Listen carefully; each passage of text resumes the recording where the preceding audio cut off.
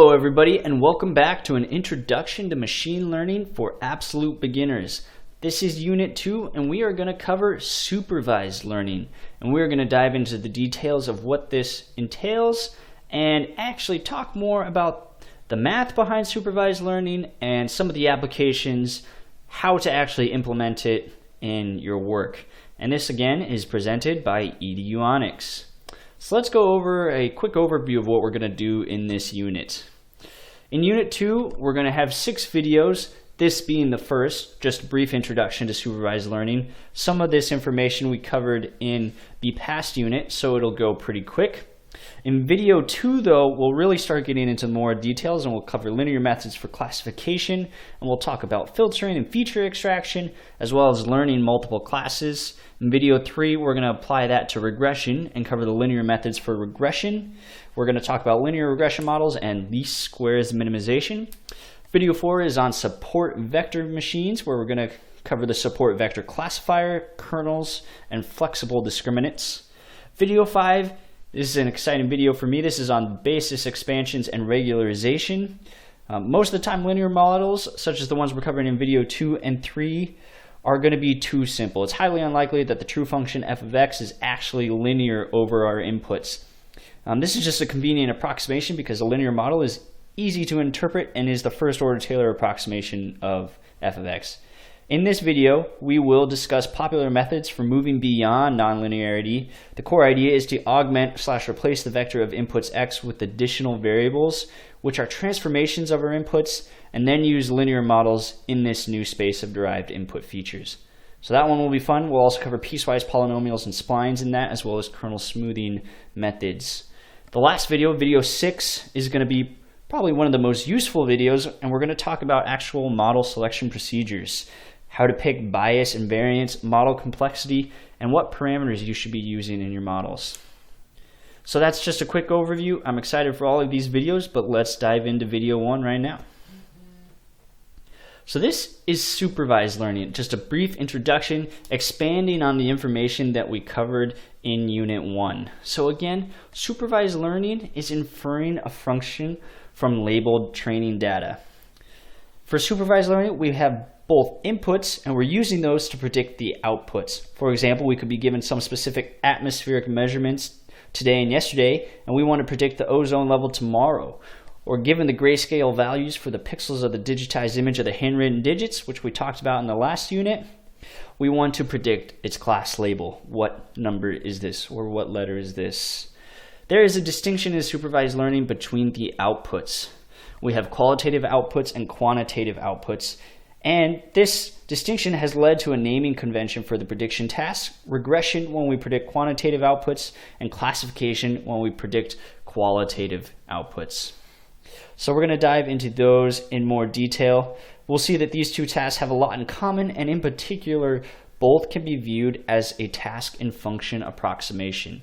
And that is why supervised learning is inferring a function. These are really function approximations.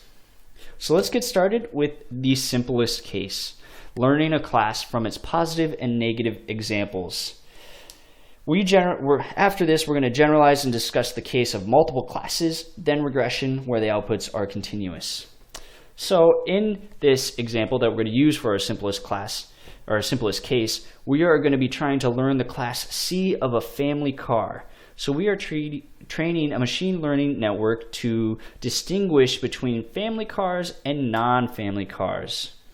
So positive examples, family cars, these are going to be your minivans, your SUVs, anything with a high safety rating. On the negative example side, you've got maybe race cars and sports cars. Motorcycles, probably not a family car, whether or not you consider that a family car. Either way, we have positive examples and negative examples, and we're going to use these to teach our algorithm how to detect or determine the class C of a family car. So let's dive into the input representation. The inputs are going to be a very essential part of this network. We had a group of experts get together, and they decided price and engine power are the two determining attributes for a family car. There could be others, such as color, safety rating we mentioned, maybe the amount of storage in the trunk. some of those things are going to play a factor. However, we're only going to focus on these two inputs here. So we have x is going to be a vector of x1 and 2, where x1 is price and x2 is engine power. So we're going to start using some of that linear algebra notation as we dive into this example.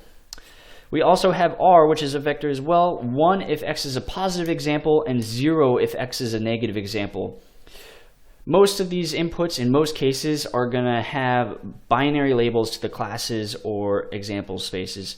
So instead of saying positive example, you'll just say 1, or negative example is going to be a 0. So in our input representation, each car is going to be represented by an ordered pair x and r, where both x and r are vectors, and the training set is going to contain n such examples of these. So we could have any number, the more the better. This is machine learning, so large data sets are going to be more beneficial just because of probability theory. However, that number is undefined here, but we can write our entire input as this capital X is equal to x of t, r of t, summed from t equals 1 to n, where 1 to n is just going to be an ID for our different inputs.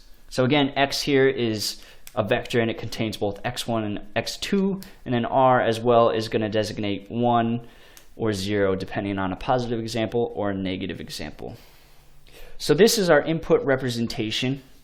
From here we can move on to the development of a hypothesis class. So again, the same group of experts gets together and they say a family car is going to have a price between P1 and P2 and engine power between E1 and E2. They decide that this might be a reasonable way to classify a car as a family car if the values fall within a given range. Note that we do not know the specific parameters yet. So the training data can be plotted in the two-dimensional space where each instance is a data point at coordinates x1, x2, and its type is given by r. This is called the input space. We mentioned input space in Unit 1 a couple times. This is what we're talking about. Again, we only have two inputs, so our input space is two-dimensional, which makes it simpler for us to look at. So we have our shaded box in the middle here, and this is just showing our potential hypothesis class. Note that we don't actually know the values of E2 and E1, although it's depicted in this graph as such. But in our hypothesis class, we would not know that yet. However, we're going to use this class to find the actual hypothesis h of x, which would have distinct values of E and P, to approximate C, our class of family cars, as closely as possible. The experts define the hypothesis class. However, the parameters are not known until we actually train this algorithm. So here is our hypothesis class. We are predicting that this is a reasonable way to classify C, a family car, and to determine that class. However, we haven't determined the specific hypothesis from our hypothesis class yet. Notice that there would be any number of hypotheses because there would be an infinite number of P1 and P2 and E1 and E2, since these are just numerical. These variables are numerical and they could be any number at this point. However, they are going to take shape when we actually use empirical error to train the network. And the empirical error is the proportion of training instances where predictions by our hypothesis h of x do not match the required values given by the input x. So again, we need to find the values of these four parameters given the training set to include all of the positive examples and none of the negative examples. So here our hypothesis h of x is going to be 1 if it classifies it as a positive example, and then 0 if it's classified as a negative example. And our empirical error, E, given our hypothesis and our input data x, is going to be the summation of all of these over all of these data points, t going from 1 to n, of this function L, which is 1 if a does not equal b and is 0 if a equals b. So if our hypothesis h of x for a specific point t is equal to r, then we get 0 for our empirical error, or for that the error for that specific point, and we get a 1 if these values do not match. And then the empirical error is going to be the total summation of that. And this is actually what we are trying to minimize. So we would pick 4 values for our parameters, our range of values for engine capacity and for price, and then we would calculate the empirical error and use gradient descent to actually find a local minimum and minimize this error using the multivariate calculus. So this is pretty simple for this the simplest case scenario. However, it's helpful to look at some of the math that's actually being used behind this and some of the things like the hypothesis class and the input representation. So when our algorithms do get more complex, it's easy to understand where some of these terms are coming from and how the algorithms are actually structured. So moving on from empirical error, the next step would be to actually use our algorithm, and that is going to bring in the concept of generalization. How well our hypothesis will correctly classify future examples. Because we don't care if the algorithm does very well in the training set if we're not able to use it in the future on unknown data points.